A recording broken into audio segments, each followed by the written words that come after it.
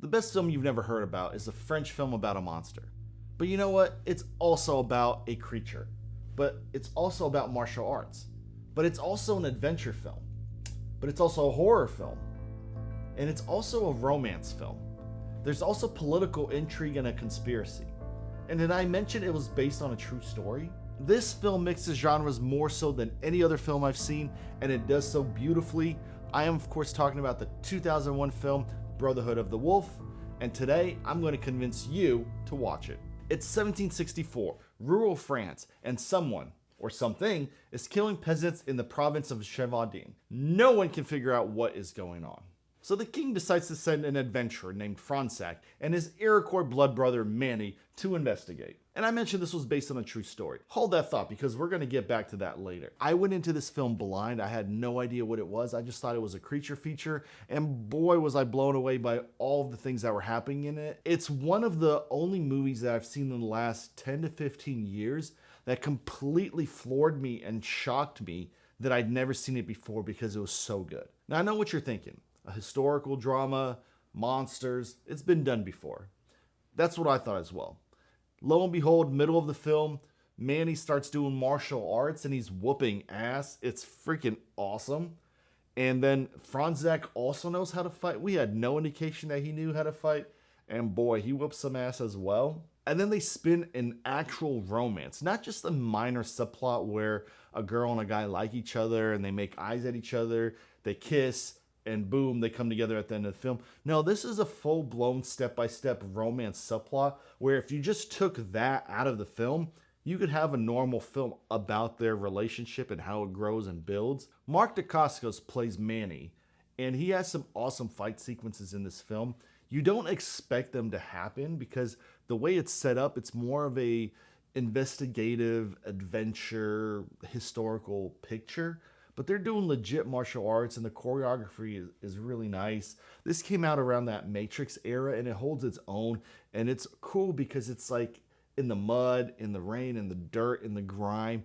It just feels kind of realistic, even though what you're watching feels surreal. You wouldn't expect 1764 for people to be doing martial arts. It just doesn't seem like it fits. And yet it works. It's a French film, so you know the costumes are going to be great.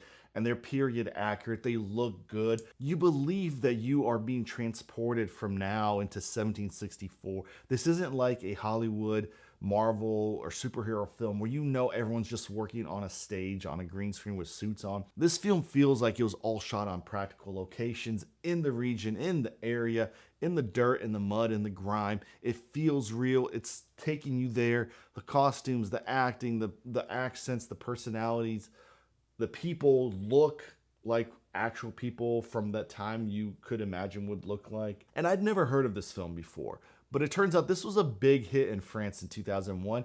It just never translated to the United States because it is a long movie. It's in French with subtitles. It's so many different genres that you don't really know how to spin it or how to sell it because it's not a straight up horror film. It's not a straight up romance or action or adventure film. It's just taking bits and pieces of all these genres and putting them together. And if you like that kind of stuff, which I do, please like and comment on this video and subscribe to the channel. I will bring these to you every week and you don't want to miss them. This is a big legit film. It has Vincent Cassel in it, Monica Bellucci in it, Mark Dacascos in it. So this is legit star power in this film. The characters are likable. Fransac, I didn't think I was going to like him because he arrives to this town and I just thought he was going to be like, I'm a big fancy dude. I'm a world traveler. I'm going to look down on these peasants.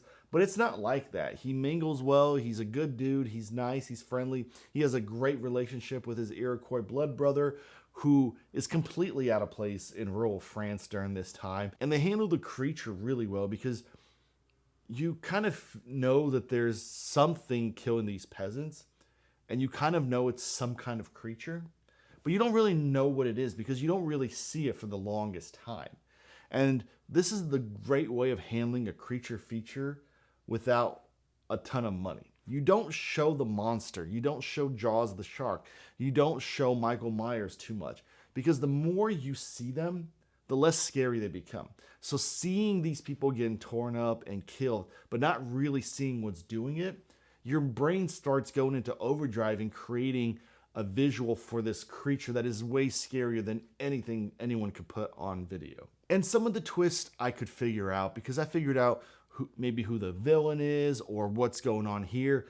But because there's so many different genres and so many different plot threads coming together, I couldn't figure out all of it. I had no idea kind of where it was going. There are some plot threads that happened that I had no idea were even possible in a film like this.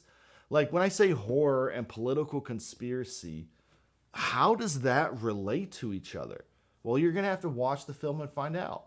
Trust me, it works. From 1764 to 1767, over 100 people were killed in this region of France.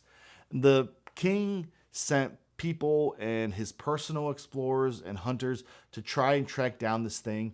One of them shot a large wolf. It was stuffed and sent to Versailles, and victory was declared.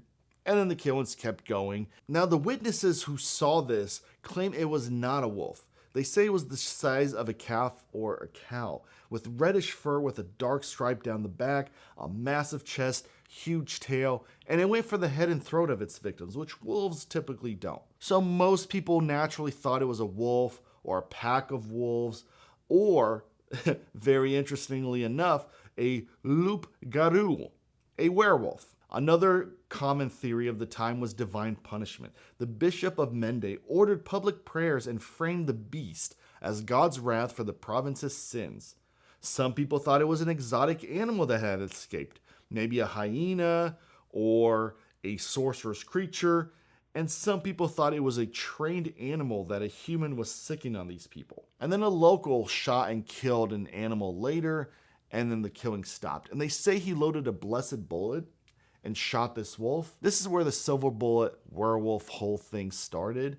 So that is really interesting. To this day, people debate what this creature really was. It could have been an abnormally large wolf. It could have been an escaped exotic big cat, maybe a lion or something similar. They have been known to kill people. Or it could have been just something else. The truth is, we will never know. And that's why films like this exist, because they take an idea and spin it and play with it and see, maybe it was this. This is similar to like Jack the Ripper. We don't know who Jack the Ripper really is, but we can't stop talking about who it might be. Similar to this. This was a huge story at the time. Newspapers ran beast updates. The king was embarrassed. It was a massive hit for the time, and it crossed international boundaries. So definitely check this film out. It's available on Tubi, Amazon, and a number of different places. Now, one fair warning. This is a long film of at least 2.5 hours, and there's a director's cut that's even longer. Try to watch that one. And for the love of God, do not watch the English dubbed version.